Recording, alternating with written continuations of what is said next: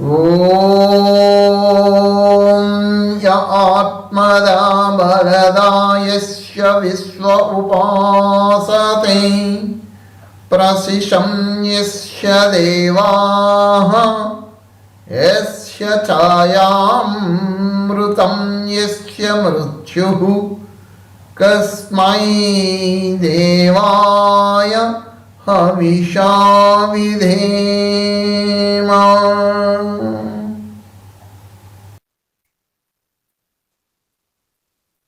ఒకటి సామవేదము 1 ఖండము 2 మంత్రం 4 అధ్యాయం 1, 2, 4. ఓం ఉపత్వాగ్నే దివే దివే దోషావసద్దయా వయం నమో భరంత ఏమసి. ఇది మంత్రం. దాని యొక్క భావార్థం చెప్తారా సార్? సార్ ఇదే సార్, మన ఓ జగదీశ్వర నీవు అందరకు పూజనీయుడు, అక్కడి నుంచి అదే కదా. 131వ పేజీ చూడండి సార్. 131వ పేజీలో మోహరాత్రితో కప్పబడి ఉన్నవారు. సార్ మోహరాత్రితో కప్పబడి ఉన్నవారు ఆయనను తమ అంతఃకరణములలో ఆధ్యాత్మ జ్ఞానము యొక్క ప్రకాశమును పొందుట కొరకు నమస్సులను సమర్పించు రూపమున యోగ మార్గమును అనుసరించి ధ్యానము, బుద్ధి, జ్ఞానము, కర్మలతో కూడా పరమేశ్వరుని ఉపాసనవలెను. మోహరాత్రితో కప్పబడి ఉన్నవారు ఆయనను తమ అంతఃకరణములలో ఆధ్యాత్మ జ్ఞానము యొక్క ప్రకాశం పొందుట కొరకు నమస్సులను సమర్పించు రూపమున యోగ మార్గమును అనుసరించి ధ్యానము, బుద్ధి, జ్ఞానము, కర్మలతో కూడా పరమేశ్వరుని ఉపాసించు. ఇక్కడ పరమేశ్వరుణ్ణి ఉపాసించుకునే విధానం ఎట్లా ఉండాలి అని అంటే చెబుతూ, ఆ విధానం ఏమిటి అంటే యోగ మార్గాన్నే అనుసరించాలి, ఇంకా వేరే మార్గం లేదు. అప్పుడు ఆ యోగ మార్గంలో ధ్యానం ఒకటి ఉంది, బుద్ధి నిశ్చలతతో కూడుకొని ఉండాలి, జ్ఞానంతో తను చేసినటువంటి ఇక్కడ ఈ కర్మలతో కూడా పరమేశ్వరుని, అంటే ఈ కర్మలంటే ఇవి యజ్ఞకర్మలని ఉదాహరించుకోవాల్సి వస్తుందా సార్? ఇది చెప్పండి. యజ్ఞకర్మలతో కూడుకున్నటువంటిదై ఉండి ఉపాసించుకోవడం, ఆ రకంగా అన్వయించుకోవచ్చా సార్? ఎంఈఓ గారు, ప్రసాదరావు గారు, మైక్ సార్, మైక్ చెప్పండి. మీరేం చెప్పరా? ఓకే. గాయత్రి ట్రస్ట్ వారు, ఓం శ్రీ గాయత్రి ట్రస్ట్ వారు రామాంద్ర గారు. ఓం నమస్తే, నమస్కారం సార్. అంటే ఇక్కడ ధ్యానము, బుద్ధి, జ్ఞానము, కర్మ ఈ యొక్క సాధనాలు, యోగ సాధనాలు అనేటువంటి అష్టాంగ యోగాలు విద్యతో ముడిపడి ఉన్నాయి. అంటే అవిద్యను ముందు పోగొట్టుకోవాలి, భగవంతుడు ఎవరో అనేది కూడా ఫస్ట్ తెలుసుకోవాలి. ఓం వేదాహమేతం పురుషం మహాంతం ఆదిత్యవర్ణం పరస్తాత్, అంటే తమస్సును పోగొట్టుకుంటే అతడు దొరుకుతాడు. తమేవ విదిత్వా మతి విదిత్వాం ఏతి మృత్యుమేతి నాణ్య పంత విద్యతే అయనాయ. తమేవ విదిత్వా, తన్ను తాను తెలుసుకోలేకపోతే, తను ఎందుకు అనే కారణము అనేది బోధపడకపోతే మృత్యువునే ఎన్నుకున్నట్లు అవుతుంది. కాబట్టి విద్యతోనే మోక్షాన్ని సాధించాలి. విద్యతే అయనాయ, అంటే మోక్షాన్ని పొందాలంటే విద్యను పొందాలి. విద్యను పొందాలంటే భగవంతుని యొక్క ధ్యానము, బుద్ధి, జ్ఞానము, కర్మలు పూర్తిగా ఆచరించాలి. అప్పుడే భగవంతుడు ఉపాసించబడతాడు అనేటటువంటిది ఈ మంత్రంలో బాగా స్పష్టంగా బోధపడుతుంది సార్.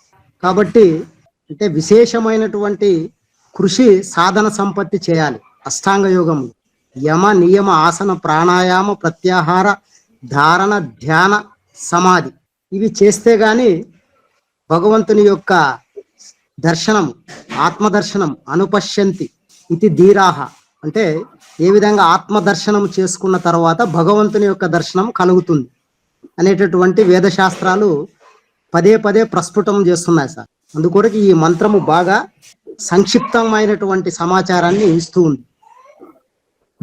ఇది నా అభిప్రాయం సార్. బాగుందండి, చక్కగా వివరించారు, బాగుంది. ప్రియ ప్రేక్షక మహాశయులు, ఆత్మ బంధువులు, మీ అందరికీ కూడా నమః సుమాంజులు అర్పిస్తున్నాం. మీ యొక్క లక్ష్యం ఏమిటో అర్థం కాకుండా కనబడుతున్నది. మీ గమ్యం ఏమిటి? నేను ఎందుకు జన్మించాను? నేను ఏమి కావాలి? నేను ఎక్కడికి, నా ప్రయాణం ఎక్కడికి? నేను ఏమి సాధించాలి? ఈ ప్రాపంచిక విషయాల జంజాటములో, ప్రకృతి యొక్క మాయాజాలములో చిక్కుకొని ఐశ్వర్యము, బంధుమిత్ర సపరివారము వీరితో రాగద్వేషములతో కలిసి ఆత్మ యొక్క లక్షణములతోటి, ప్రకృతి యొక్క ధర్మములతోటి ఈ మోహావయసములకు వశమైపోయి జీవనయాత్ర సాగించడమా నా లక్ష్యము, నా గమ్యము? ఇంద్రియాల సుఖాలకు విధించి ఐశ్వర్యాన్ని ప్రాప్తం చేసుకుంటూ వ్యక్తుల మధ్యన ఉండినటువంటి ఆ యొక్క సంబంధం, రిలేషన్ ఏదైతే ఉందో ఆ రిలేషన్ యొక్క మోహ ఆవేశాలకు వశమైపోయి జీవించడమా నా గమ్యము, నా జీవితము? ఆలోచించండి. ఇవేమీ శాశ్వతము కాదే. మీరు ఏమైతే చూస్తున్నారో, ఏమైతే అనుభవిస్తున్నారో ఇదంతా మిథ్య. ఎందుకు ఈ మాయాజాలంలో కొట్టుమిట్లాడిపోయి వ్యర్థ విషయాల వైపుని, వ్యర్థ చింతలతోటి జీవితాన్ని దుర్భరం చేసేసుకుంటున్నారు? అర్థం కావటం లేదు. ఇది ఒక రకమైనటువంటి వారు ఈ విధంగా వెళుతున్నారు. ఇంకొక రకమైనటువంటి వారు వీళ్ళ మీద ఒక మెట్టు పైకి వచ్చి దైవం పేరుతోటి ఆధ్యాత్మిక సంస్థలతో కనెక్ట్ అయిపోయి ఆ ఆధ్యాత్మిక సంస్థ స్థాపకులు చెప్పిన విధానాలతో వారి జీవన విధానాన్ని ముడిపెట్టుకొని ఆ యొక్క ఆచారాలని, ఆ యొక్క సాంప్రదాయాలని శిరోధార్యం చేసుకొని ఎంతైతే ఆ నియమ నిష్ఠల ఆచార సాంప్రదాయాలతో జీవనం సాగిస్తే అంత ఉన్నతంగా ఉంటున్నాము అని భ్రమలలోనికి వెళ్ళిపోతున్నారు ఒక వర్గం.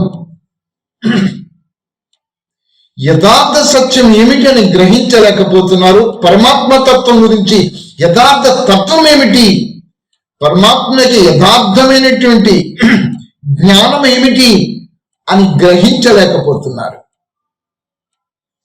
ఈ యథార్థ సత్య జ్ఞానము వేదము బోధిస్తున్నప్పటికీ కూడా అప్పటి వరకు ఆ ఆధ్యాత్మిక సంస్థల మధ్యన ఆ సంస్థల యొక్క జ్ఞానంతో ముడిపడిపోయి దాని నుంచి బయటికి రాలేక సత్యాన్ని యాక్సెప్ట్ చేస్తూ వాళ్ళ అందులోనే తిరుగుతుండేటటువంటి వారు ఒక వర్గం.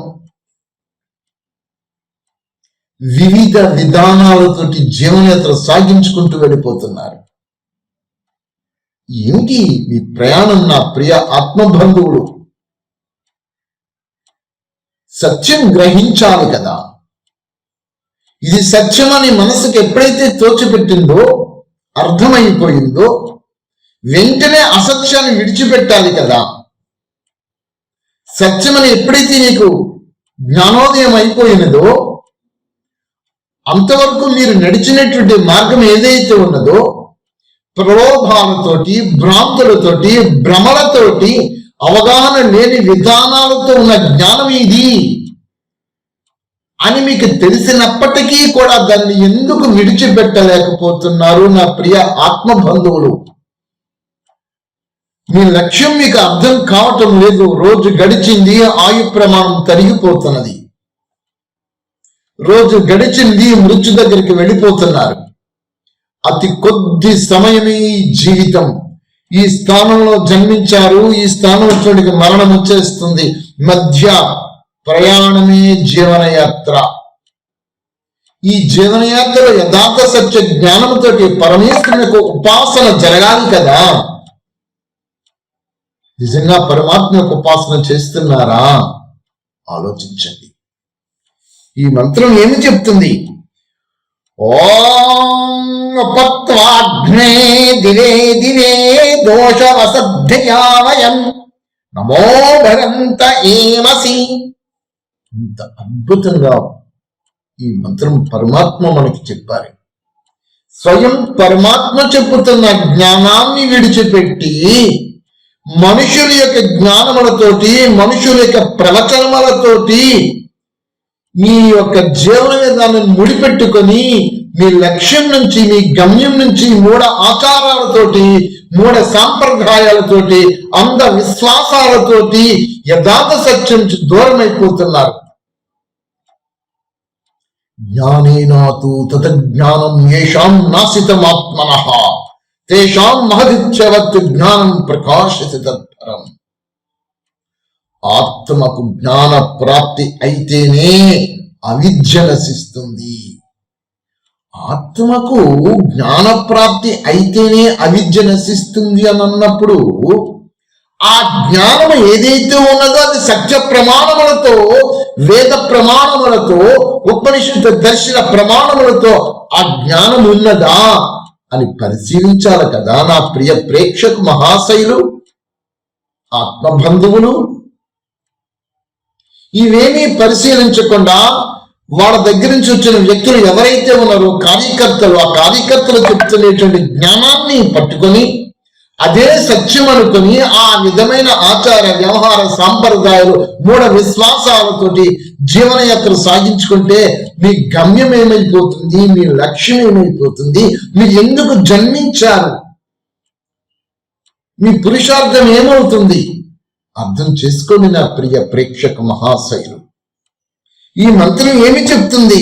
మోహరాత్రితో కప్పబడి ఉన్నవారు. అది మోహం అంటే అజ్ఞానము. నష్టో మోహస్మృతులబ్ధ.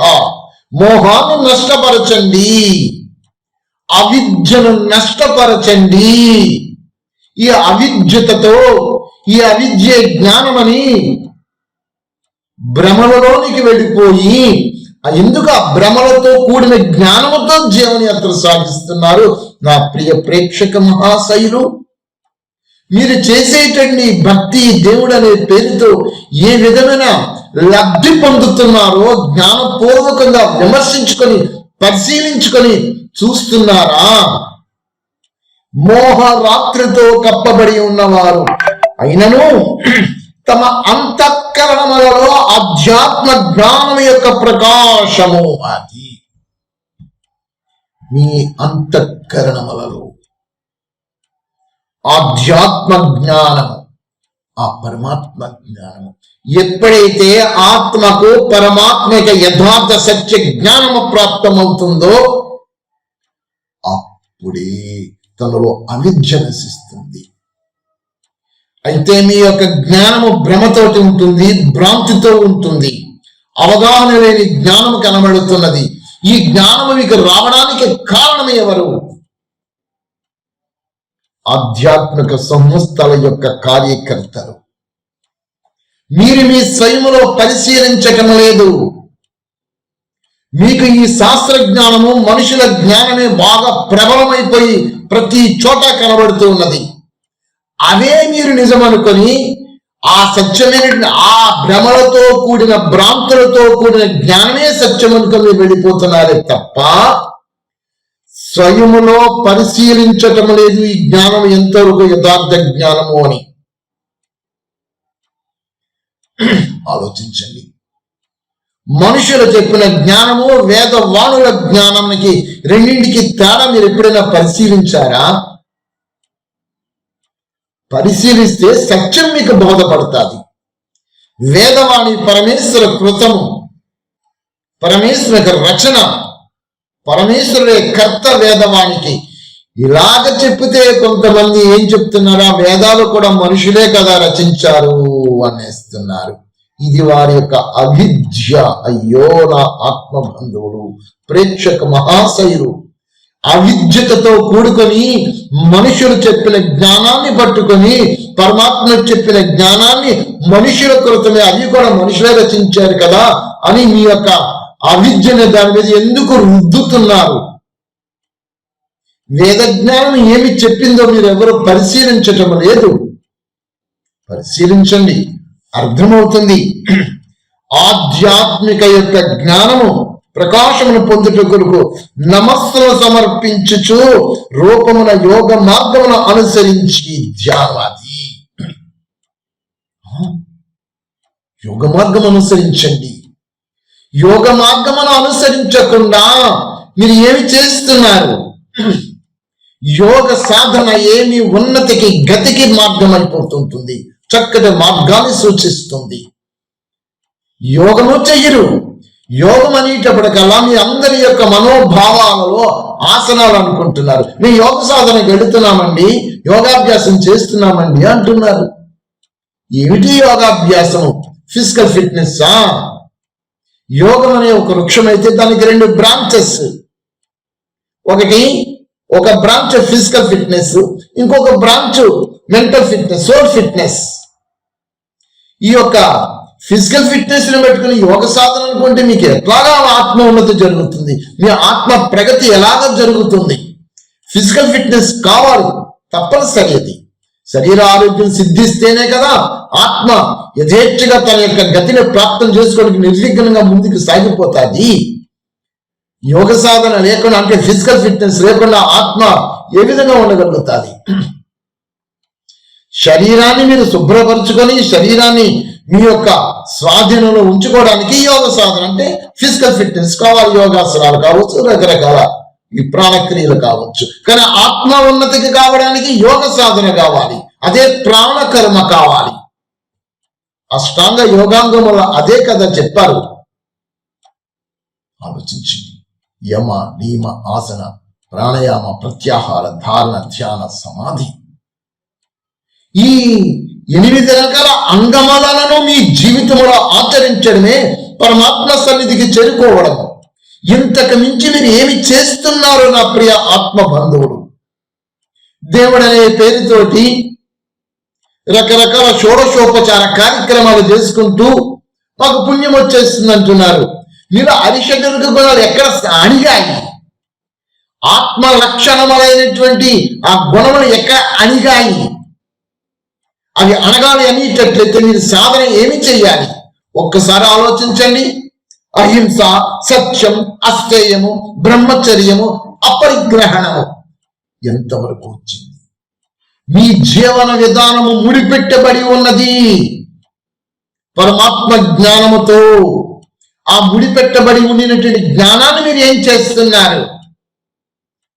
దేవుడు అనే పేరుతో ఈ ఆధ్యాత్మిక సంస్థల వారు ఏమి చెప్పుకుంటూ వస్తున్నారో భక్తి అనే పేరుతో వెళ్ళిపోయి అక్కడ ఆ విధానాలను మీ జీవితంలో ఆచరించుకుంటూ మాకేదో పురుషార్థం చేసేస్తున్నాము, మేము ఉన్నత గతికి చేరుకుంటాము మేము అని ఆ విధమైన ప్రలోభాలలోనికి వెళ్ళిపోతున్నారే తప్ప మీ స్వయములో పరమాత్మ సన్నిధికి చేరుకోవడానికి అహింసా వృత్తి నాకు మొట్టమొదటి ప్రమాణము, మెట్టు. సత్యము 2వ మెట్టు. సో అస్థేయము, బ్రహ్మచర్యము, అపరిగ్రహణము, ఇవన్నీ నాకు మెట్టులు కదా నేను పరమాత్మ సన్నిధికి చేరుకోవడానికి. వీటిలలో ఎంత ప్రావీణ్యత మీకు వచ్చింది ఆలోచించండి. వీటిలో ప్రావీణ్యత రావడమే మీరు పరమాత్మ సన్నిధికి చేరుకోవడం. కానీ మీరు ఏం చేస్తున్నారు? ఏ సిద్ధాంతాన్ని అయితే నమ్ముకున్నారో, ఏ సిద్ధాంతాలను మీరు అందులోనికి చిక్కుకుపోయి ఉన్నారో, దాని నుంచి బయటికి రావడానికి మీకు ఏంటి అడ్డంకుడు అంటే ఆ పరిధిలో మీరు బంధింపబడిపోయి ఉన్నారు. ఎవరికైతే మీరు ఆ యొక్క సంఘంలో ముడిపెట్ట మీతో సంబంధం బాంధవ్యాలు కలుపుకుంటూ ఉన్నారో వాళ్ళ మధ్యన చిక్కుకుపోయారు. వాళ్ళ నుంచి బయటకు వస్తే వీళ్ళందరూ ఏమైపోతారు, వీళ్ళందరూ నా గురించి ఏం అనుకుంటారు అని మిమ్మల్ని మీరు భ్రమలలోనికి వెళ్ళి మిమ్మల్ని మీరే మోసగించుకుంటున్నారు. మీకు మీరే పతనానికి చేరుకుంటున్నారు. అంతేగాని ఇది సరైనది కాదు, ఈ మార్గం నుంచి నేను బయటికి రావాలి, వాళ్ళెవరు నేనెవరు, వాళ్ళకి నాకు సంబంధం ఏమిటి, నా కర్మకు నేను వచ్చాను, నా కర్మ మొట్టమొదటిలో సరిగా లేనప్పుడు ఇప్పుడు నా కర్మ నేను సరిదిద్దుకుంటున్నప్పుడు వాళ్ళతో నా బంధత్వాన్ని ఎందుకు ముడిపెట్టుకుంటున్నాను? ఇక్కడే మాయాశక్తి మిమ్మల్ని బంధిస్తుంది. ఎందుచేత అంతవరకు వాళ్ళ మధ్యన మీకు వాళ్ళకి రిలేషన్, ఆ సంబంధము మిమ్మల్ని సత్యానికి బయటికి చెప్పనివ్వదు. వ్యక్తులు కావచ్చు, మీ కుటుంబ సభ్యులు కావచ్చు, లేదా మీరు జ్ఞానంలో ఒక మార్గానికి చేరుకొని ఒక కార్యకర్తగా ఉండవచ్చు. జ్ఞానం బోధిస్తున్నప్పుడు ఎవరి దగ్గరికి మీరు వెళ్ళ చెప్పవచ్చు. వాళ్ళందరి దగ్గరికి మీ వ్యతిరేకత మీకు వచ్చేస్తే వాళ్ళ మధ్యన మీరు ఏమైపోతారో అనేటువంటి ఒక మాయాజాల భ్రమలోనికి వెళ్ళిపోయి, భ్రాంతిలోనికి వెళ్ళిపోయి మీలో సత్యం ఏదైతుందో ఆ సత్యాన్ని చెప్పకుండా మాయలోనే మళ్ళా చిక్కుకుపోతున్నారు. ఇది మీ ఉన్నతి కాదు, మిమ్మల్ని ముందుకు తీసుకొని వెళ్ళదు ఆధ్యాత్మిక మార్గములో. అందుకే మొదట చెప్పాడు మోహములతో, ఏమన్నారు? మోహ రాత్రితో కప్పబడి ఉన్నవారు అంటే అవిద్యతతో కప్పబడి ఉన్నారు. విడిచిపెట్టండి అవిద్యని. ఎవరు శాశ్వతం ఇక్కడ? ఏది శాశ్వతం ఇక్కడ? మీ శరీరమే మీకు శాశ్వతము కాదు, ఈ వ్యక్తులు శాశ్వతం కాదు, ఈ ఐశ్వర్యం శాశ్వతము కాదు.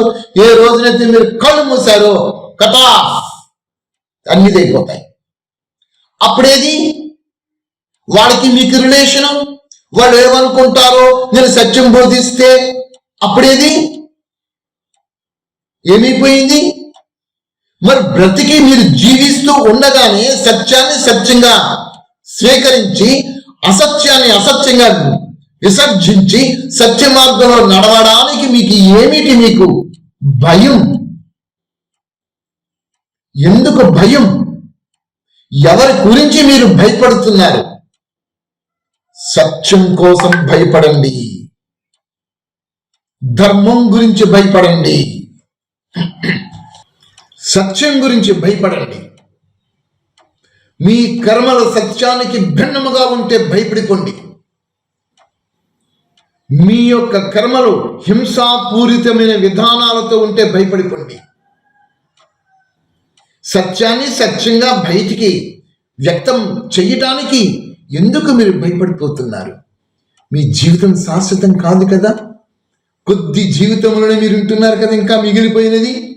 ఎప్పుడు ఎక్కడ ఏ విధంగా మృత్యు వచ్చి మిమ్మల్ని కబళిస్తుందో మీకు తెలియదు. ఏ క్షణాన కబళిస్తుందో ఆ మృత్యు మీకు తెలియదు. కొద్ది సమయములోనే మీ జీవన విధానాన్ని పరివర్తన చేసుకోవడానికి ఈ సంఘాన్ని చూసి భయపడుతున్నారు ఎందుకు? వ్యక్తులు చూసి భయపడుతున్నారు ఎందుకు? అవిద్యతో కూడుకున్న జ్ఞానంతో మీరు ఎందుకు అందులో తనమనకలైపోయి అదే అవిద్యను సత్యం అనుకుంటూ ముందుకు సాగిపోతున్నారు?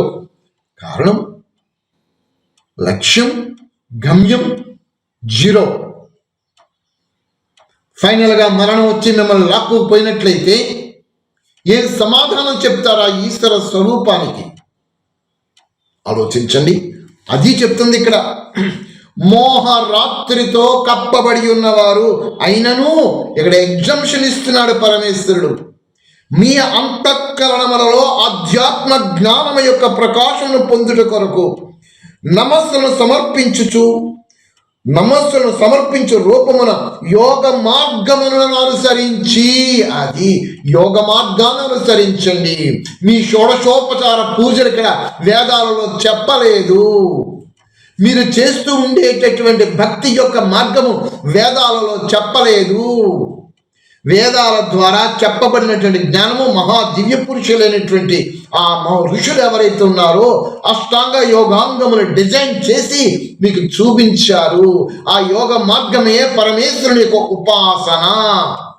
యోగ మార్గములో ప్రాణములను వశము చేసుకోవడమే పరమేశ్వరుని యొక్క ఉపాసన. యోగ మార్గములలో పరమేశ్వరుని యొక్క ఆజ్ఞలని స్వీకరించి మీ జీవన విధానంలో నడవడమే పరమేశ్వరుని యొక్క ఉపాసన. యోగ మార్గములలో ఏమి అయితే పరమాత్మ యొక్క నియమములు ఉన్నవో ఆ నియమములను మీరు మీ స్వయములో ఆచరించడమే పరమేశ్వరుని యొక్క ఉపాసన. భక్తి దేవుడు అనే పేరుతో మిమ్మల్ని మీరు ఎందుకు వంచింప చేసుకుంటున్నారు నా ప్రియ ప్రేక్షక మహాశయులు? మనకి ఉపనిషత్తు ఏం చెప్తున్నవి, దర్శనాలు ఏం చెప్తున్నవి, వేదం ఏమి చెప్తుంది? ఆలోచించండి, మిమ్మల్ని మీరు ప్రశ్నించుకోండి. జన్మించాను, బాల్యం గతించిపోయింది, కౌమారం అయిపోయింది, యవ్వనము అయిపోయింది, ఇంకా ఆఖరి స్టేజ్కి వచ్చేసాం. 4వది వృద్ధాప్యం. ఈ వృద్ధాప్యములో ఎప్పుడు ఎక్కడ ఏ విధంగా మృత్యు కబడిస్తుందో మనకి ఎవ్వరికీ తెలియదు. ఏం సాధించాను? బ్యాంక్ బ్యాలెన్స్నా, బిల్డింగ్స్నా, లేకపోయినట్లయితే భూములనా? ఇవన్నీ నేను చస్తే నాకు కూడా వస్తావా? నేను మరణించిన రోజున ఏ క్షణానైతే నేను శరీరించి బయటకు పోయానో ఈ బంధువులు రారు, ఈ భార్య రాదు, ఈ బిడ్డలు రారు, ఈ ఐశ్వర్యం రాదు, ఆ బ్యాంక్ బ్యాలెన్స్ రాదు. మరి ఏమొస్తుంది నా ద్వారా? నేను చేసుకున్న పురుషార్థ రూపంలో కర్మ, అది శుభకర్మ కావచ్చు, అశుభ కర్మ కావచ్చు, అది వస్తుంది. మరి అలాంటి కర్మ, శ్రేష్ఠ కర్మతో, సత్య కర్మతో, యోగాంగ సాధనములతో నా ముడిపడి ఉందా నా జీవనం? అష్టాంగ యోగాంగ సాధనములతో మీ ఆత్మ ముడిపడి మీ జీవనయాత్ర సాగాలి తప్ప మనుష్యుల కృతమైనటువంటి జ్ఞానముతో మీ యొక్క జీవన విధానం ముడిపడి ఉండకూడదు. మీ జీవన విధానం పరమాత్మ జ్ఞానమైనటువంటి పరమాత్మ కృతమైనటువంటి వేద వాణులతో ముడిపడి ఉండాలి మీ జీవితం. మరి మీ జీవితం వేద వాణులతో ముడిపడి ఉన్నదా? ఆలోచించండి, ప్రశ్నించుకోండి. ఆధ్యాత్మిక జ్ఞానం యొక్క ప్రకాశమును పొందుట కొరకు నమస్సును సమర్పించు రూపమున యోగ మార్గములను అనుసరించి ధ్యానము, బుద్ధి, జ్ఞానము, కర్మలతో కూడా పరమేశ్వరుని ఉపాసనను నర్చవలెను. ఖచ్చితంగా చెప్పేస్తున్నాడు, పరమేశ్వరుని ఉపాసించవలెను. మీ జ్ఞానము ద్వారా, మీ బుద్ధి ద్వారా, మీ మనస్సు ద్వారా, మీ కర్మల ద్వారా సర్వత్రా ఆ పరమేశ్వరుడిని ఉపాసించాలి. ఇందుచేత సర్వత్రా ఆయనే నిండి ఉన్నాడు. పిప్పిలకాది బ్రహ్మ పర్యంతము సర్వ జీవులలోనూ కూడా ఆయనే నిండి ఉన్నాడు. ఈ బ్రహ్మాండం అంతా ఆయనే నిండి ఉన్నాడు. ఈ బ్రహ్మాండంలోంచి, ప్రకృతిలోంచి ఇదిగో ఈ దేహ రూపం వికృతి రూపంగా తయారై బయటకు వచ్చింది కాబట్టి ఈ దేహములో, నా హృదయములో ఉన్నాడు. ఇది నీ స్వయానికి. అదే బయటకు వచ్చి చూస్తే విశ్వమంతా నిండి ఉన్నాడు. విశ్వమంతా పరమాత్మ నిండి ఉన్నాడు. ఈ విశ్వం నుంచి నువ్వు ఒక రూపం కల్పించుకొని బయటకు వచ్చావు, ఈ దేహాన్ని ధరించుకున్నావు. ఈ దేహం అనేటప్పటికి నీ లోపట ఉన్నాడు. ఇలాంటి నీ లోపట ఉండినటువంటి పరమాత్మను నువ్వు ఉపాసించాలంటే ఏం చెప్పాడు ఇక్కడ? యోగ మార్గమును అనుసరించమన్నాడే తప్ప ఈ మనుషులకు కృతము చెప్పినటువంటి ఈ విధానాలు ఇప్పుడు తంతు ఏది అయితే దేవుడి పేరుతో జరుగుతున్నావో ఇవేవి చెప్పలేదు పరమేశ్వరుడు. మనం ఏం చేస్తున్నావు? ఆలోచించండి. ఇది ఈ మంత్రం మనకి ఈ రోజున చెప్పినటువంటిది. రేపు ఇంకొక మంత్రం చెప్పుకుందాం. 7 దాటేసేసింది. ఓం నమః. ఇంకా చెప్పాల్సినటువంటి ఏం లేదు. ఓకే. రామానుజులు గారు, అంటే ఇప్పుడు వరకు మీరు చాలా బాగా చెప్పారు సార్. కాకపోతే వ్యవహారికానికి పనికొచ్చే జ్ఞానాన్నే యుక్తిగా మలుచుకుంటూ అదే జ్ఞానం అని అనుకునే భ్రమలో ఉన్నారు సార్ ఎక్కువ శాతం. వాటి ద్వారా ఈ యోగాభ్యాసం కూడా మామూలుగా అది కూడా నాటుగా మారిపోయింది. అంటే నాటి యోగాభ్యాసంగా మారిపోయింది. యోగ కేంద్రాలు ఉన్నాయి, కానీ శాస్త్రీయతతో విద్యతో కూడినటువంటి కేంద్రాలుగా వెలసిల్లడం లేదు యోగాభ్యాసం. కాబట్టి ఆధ్యాత్మికత వేద సంబంధించినటువంటి మార్గములో ఉన్నటువంటి శిక్షణ కార్యక్రమాలు కూడా అలాగే ఉన్నాయి. మీరు ఇచ్చేటటువంటి శిక్షణ కానీ, మీరు బాగా ప్రస్ఫుటించినటువంటి అంటే ఆధ్యాత్మికత వేద ప్రమాణంగా తీసుకొని చెప్తున్నారు కాబట్టి వాటి యొక్క యోగాభ్యాసాన్ని ప్రామాణికంగా గుర్తించాలి ఫస్ట్. కాబట్టి ఇదే విధంగానే ఋషుల యొక్క పరంపర కొనసాగింది. కాబట్టి మోక్షాన్ని ప్రాప్తింపజేసుకోవడము అష్టాంగ యోగాలు ఎంత ఉపయోగపడతావు అనేటటువంటి బుద్ధి కుశలత ముందు పెరగాలి బాగా. అప్పుడు మాత్రమే కొద్దిగా సాధ్యపడుతుంది సార్. వ్యవహార జ్ఞానమే ఎక్కువ ఉంది ఇప్పుడు. చాలా వరకు మనిషి జీవన మనుగడ అంటే జీవనాన్ని కొనసాగించడానికి వీలయ్యే నైపుణ్యతనే జ్ఞానముగా భావించేటటువంటి భ్రమలో ఎక్కువ శాతం కనపడుతున్నాయి. కాబట్టి అది ముందు తొలగాలి సార్. ఫస్ట్ అజ్ఞానం తొలగాలి. మీరు చెప్పినటువంటిది చాలా వరకు వ్యవహారం అంటే వాస్తవిక జగత్తులో ఎలా మోసపోతున్నాం అనేది బాగా చెప్పారు. చాలా బాగా వివరించారు సార్ వీటి యొక్క సమాచారం. ఓకే, థ్యాంక్ యూ, ధన్యవాదాలు. శాసనాలు, ఆజ్ఞలు, నియమాలు పాటిస్తూ అష్టాంగ యోగంగములు అనుసరించాలి అనే అర్థమైంది సార్. ఓకే నాయన, బాగుంది. ఓం జౌ శాంతి. ఓం అంతరిక్షగం శాంతి. ఓం పృథివీ శాంతి. ఓం ఆపః శాంతి. ఓం ఓషధయః శాంతి. ఓం వనస్పతయః శాంతి. ఓం విశ్వే దేవాః శాంతి. ఓం బ్రహ్మ శాంతి. ఓం సర్వగం శాంతి. ఓం శాంతిరేవ శాంతి. ఓం సమా శాంతిరేధి. ఓం శాంతి శాంతి శాంతి. ఓం నమః.